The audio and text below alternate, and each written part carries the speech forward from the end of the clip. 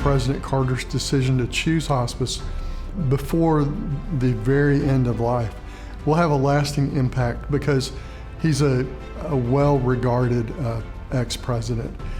And he's a man who dedicated his life post-presidency to serving others. And I think a lot of people will look to him as an example of how you could utilize the benefit for the benefit of your whole family. It's not just the patient, but the whole family. President Carter and his family, to me, brought a beacon of hope and light to the work that we've been doing for many, many years, because now people can relate that hospice is not a last-minute call. So oftentimes throughout history, we found that hospice is contacted in the last days and sometimes hours. And so being able to see the vibrancy, giving opportunity for the family to be educated and have time to not only share memories and lasting legacies, but to also help people know that hospice is right for when the person has the immediate diagnosis.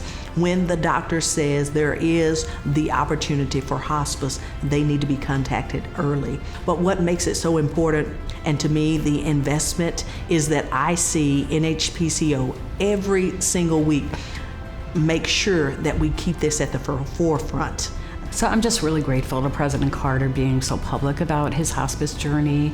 I think that it's, just an example of it's a benefit to all Americans, and everyone should be taking advantage of it. I think that once again, he is proving to be just a gift in terms of how he's living his life and thriving right now.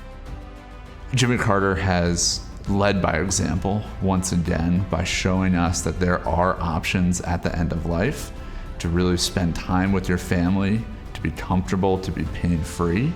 And I'm hopeful that more people will come forward and try and learn about hospice to see whether or not that's best for them.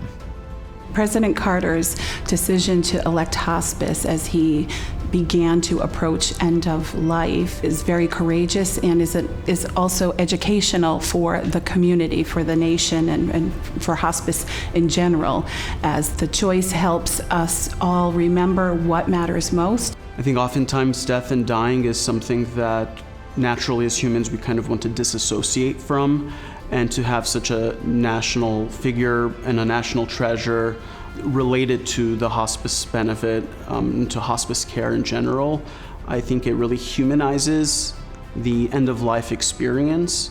Hospice is uniquely positioned as the one benefit or one sector of the healthcare industry in which everyone within the healthcare industry will eventually benefit from. You might never have to see an eye doctor or a cardiologist or an oncologist, but we will all one day pass. And I think normalizing that and humanizing the end and giving it equal weight as the beginning and the middle is important.